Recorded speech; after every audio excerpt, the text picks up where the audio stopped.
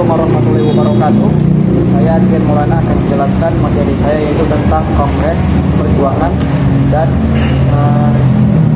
pembentukan organisasi. Nah, sebelum masuk ke Kongres Perempuan pertama pada tahun 1928, sebelumnya penyebab kongres ini yaitu ada tiga poin, yaitu karena adanya sistem patriarki, sistem agama dan sama hegemoni negara. Nah, patriarki itu di mana laki-laki di atas segala itu di atas gender perempuan, dan dia perempuan tersudutkan pada saat itu. Tersudutkan pada saat itu, apalagi dengan adanya istilah bojo winjing, itu ada dapur kasur. Perempuan hanya boleh yang ada di rumah tangga saja. Jadi perempuan tidak boleh ikut dalam hal-hal publik yang hanya hal privat saja. Yang kedua itu adalah doktrin agama, di mana doktrin agama terlalu mengekang kebebasan perempuan dalam hal publik. Agama di Indonesia cenderung ideologis dalam menundukkan wanita. Artinya perempuan di sini tidak terlalu dominan karena adanya doktrin agama. Namun kerap kali agama juga memberikan ruang-ruang kepada wanita. Namun kerap ada beberapa tafsir dalam agama itu menjadikan bahwa perempuan itu tidak bisa mandiri. Perempuan itu harus dilindungi. Jadi ini kerap kali menjadi pembatasan antara perempuan untuk berkarir ataupun keluar dari hal yang privat dan yang di rumah tangganya.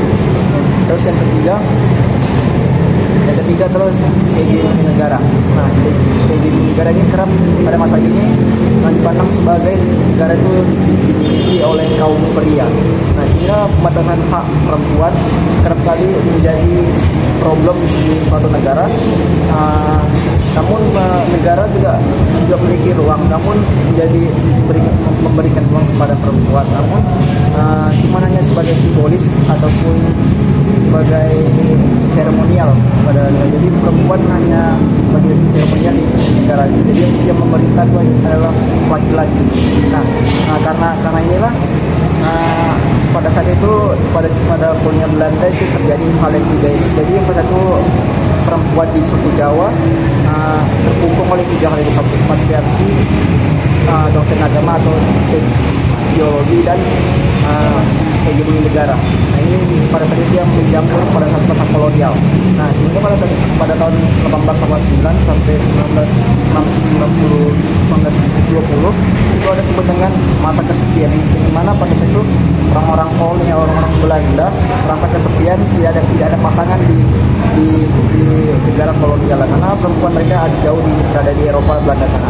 Sehingga pada saat itu pemerintah Belanda melegalkan prostitusi ataupun pelacuran ataupun perbudikan pada saat itu, sehingga pada saat itu perempuan pribumi menjadi bahan perbudikan pada saat itu. Sehingga hal ini memicu respon terhadap beberapa golongan. Salah satunya itu Raden Ajeng Kartini. Dia mengkritik yang terjadi pada saat itu ada teologi, teologi, patriarki, dan sama yang di negara pun hukum. Nah, dia pun mengkritiknya dalam tulisannya itu habis dua terbilang perang. Nah, dia mengkritiknya besar-besar. Nah, terus dari gagasan inilah muncul gagasan dia tentang gugur bunga angsara berbuah beberapa buah. Artinya gugur satu, gugur 1000. Sehingga ini diteruskan oleh saudaranya itu ada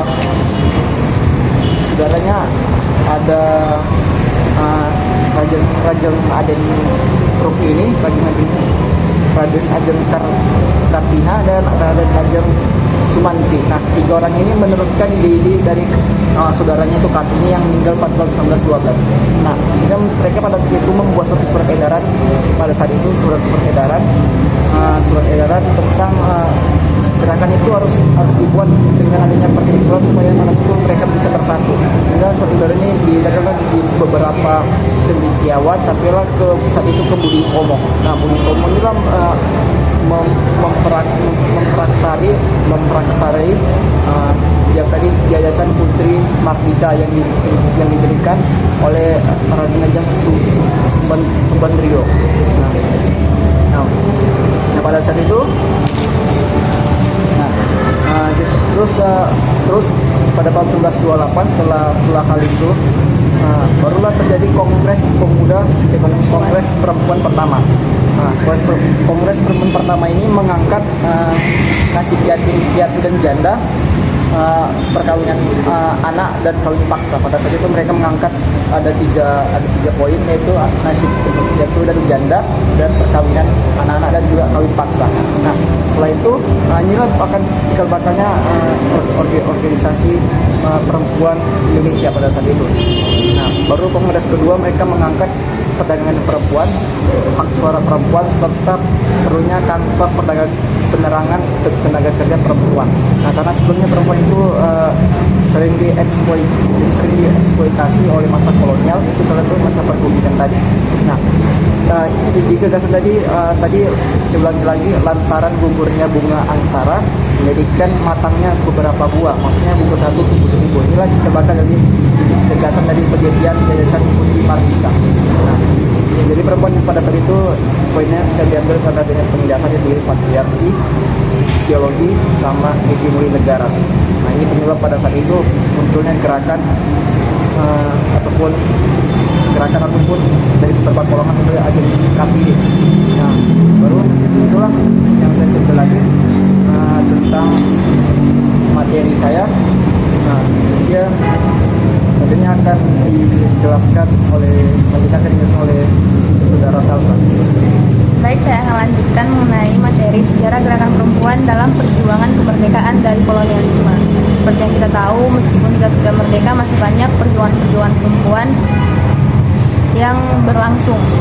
Nah, di sini poin pembahasan saya yaitu mengenai struktur kolonial dan patriarki, membentuk keterbatasan peran perempuan. Artinya, di sini mereka membatasi peran perempuan dengan menciptakan sistem sosial yang menempatkan mereka atau perempuan dalam posisi subordinat atau rentan. Dalam konteks kolonialisme, perempuan seringkali diposisikan sebagai bagian dari eksploitasi, baik dalam ekonomi maupun sosial.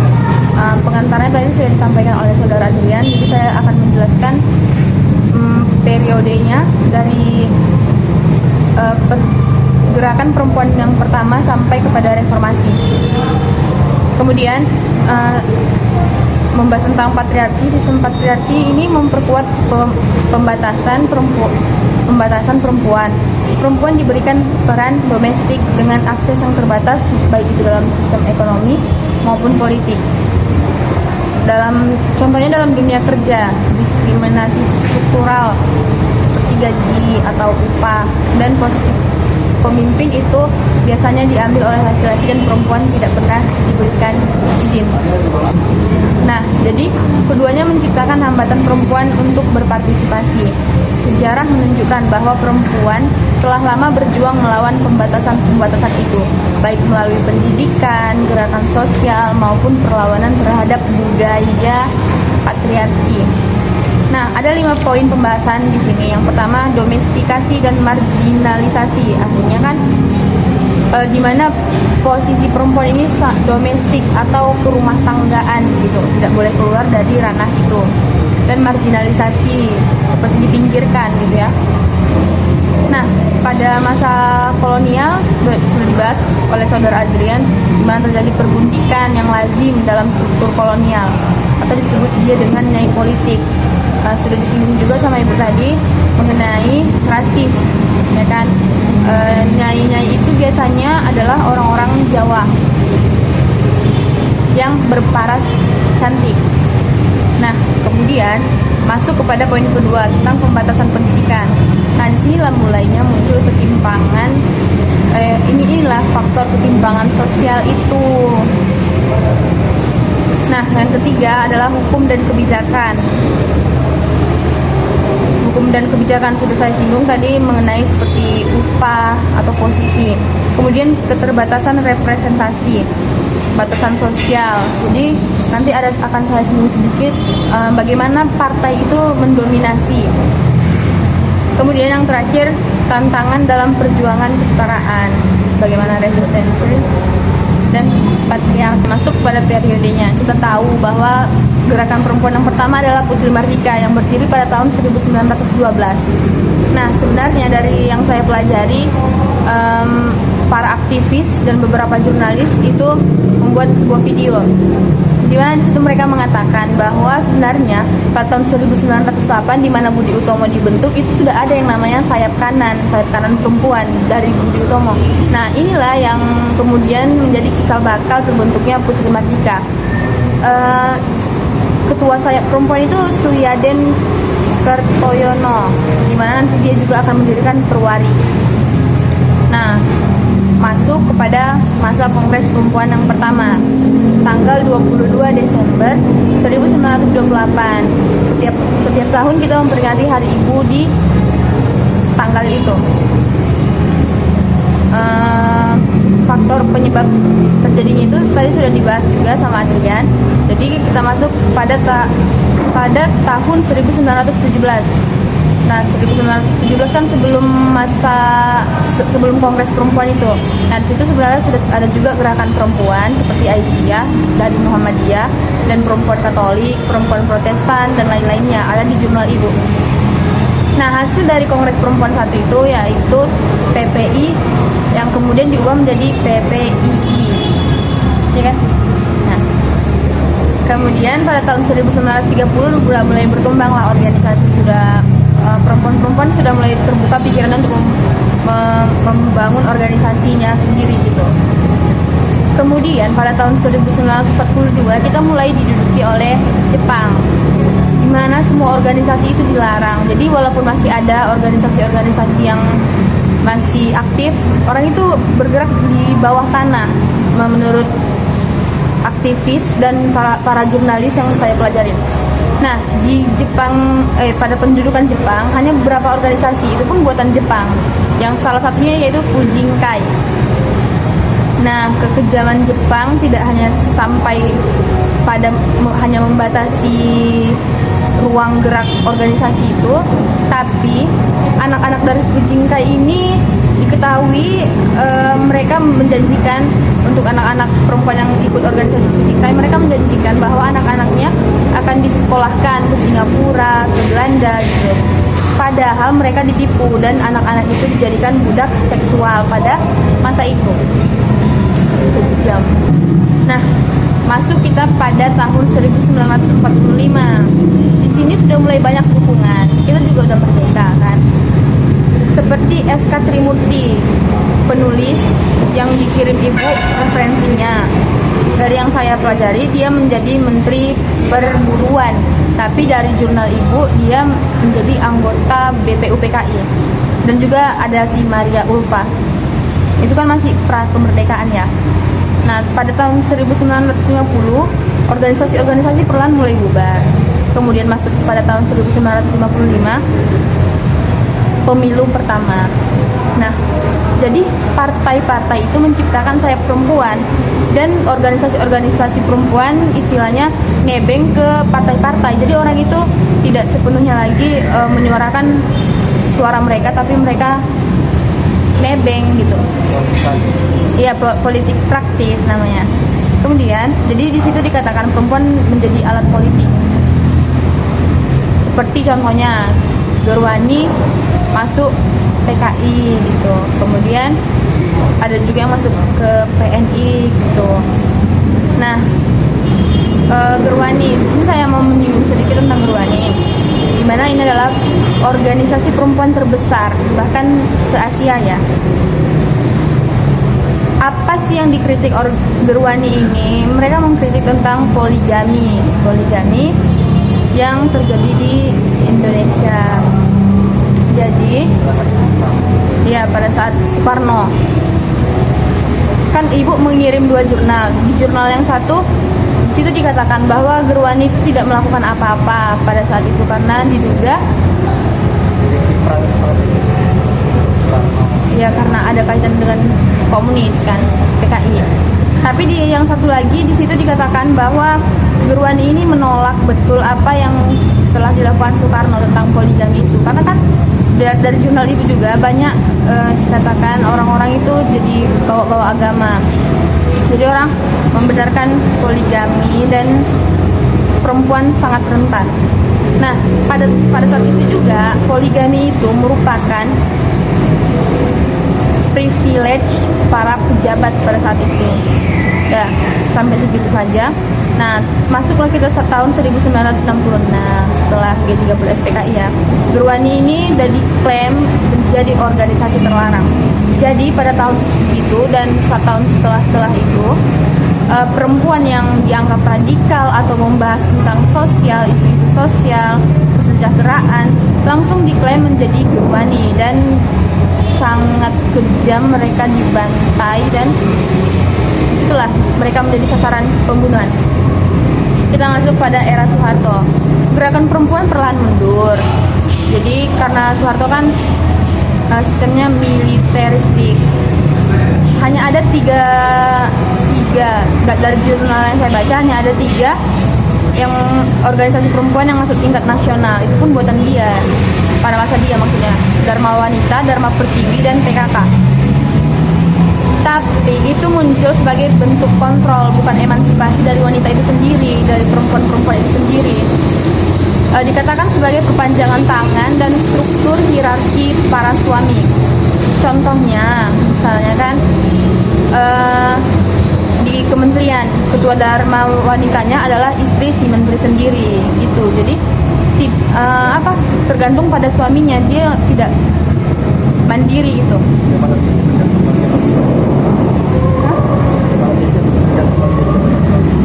Ya, pada jabatan suami. Kemudian model 3 organisasi ini banyak lah kan dikritik karena hanya sebagai pendamping suami. Dianggaplah ini sebagai kemunduran perjuangan perempuan selama ini untuk mempertahankan atau menuntut kesetaraan gender. Disinilah dia sangat ditekankan peran domestik atau rumah tangga negaraan perempuan. Kan 3 organisasi ini kalau nggak bahas kesehatan, bahas tentang KB kayak gitu. Tadi udah dibahas juga di kelas. Kemudian dalam buku Ibuism atau Ibuisme Negara yang ditulis oleh, lupa aku namanya tadi disebut Ibu. Nah, disitulah dia mengungkapkan, dia mengkritik juga pada masa pemerintahan Soeharto. 32 tahun perempuan itu sudah dikonstruksikan seperti itu, peran domestik. Jadi dari perempuan yang sangat kebergantungan dengan suaminya atau disebut pendamping suami, tidak untuk dirinya sendiri. Nah, jadi ideologi ibuisme ini sangat mendominasi. Kemudian pada tahun 1968 terjadi krisis ekonomi. Pada 1998 terjadi krisis ekonomi, krisis moneter. Nah, di sini kan orang banyak yang demo. Jadi ibu-ibu juga banyak, perempuan-perempuan. Orang itu memakai nama suara ibu peduli karena mendominasinya ibuisme, ibu negara, ibu apa gitu kan, istri tentara. Orang itu mendobrak stigma yang selama ini ditanamkan, gerakan perempuan yang ditanam Orde Baru. Mereka langsung turun ke jalan. Kemudian masuk kepada era reformasi, bermunculanlah kembali organisasi-organisasi perempuan walaupun lemah. Udah, cuma sampai itu aja. Jadi jatuh bangunnya gerakan perempuan di Indonesia menunjukkan bahwa tidak ada warga negara yang ingin dijadikan kelas 2 hanya karena alasan jenis kelamin atau identitas yang lain-lain. Udah, baik. Nah, sekian presentasi dari kami mengenai sejarah gerakan perempuan dalam perjuangan kemerdekaan dari kolonialisme sampai reformasi. Mungkin masih banyak yang tidak kami bahas, tapi kami lihat gitu guys durasinya. Oke. Assalamualaikum warahmatullahi wabarakatuh.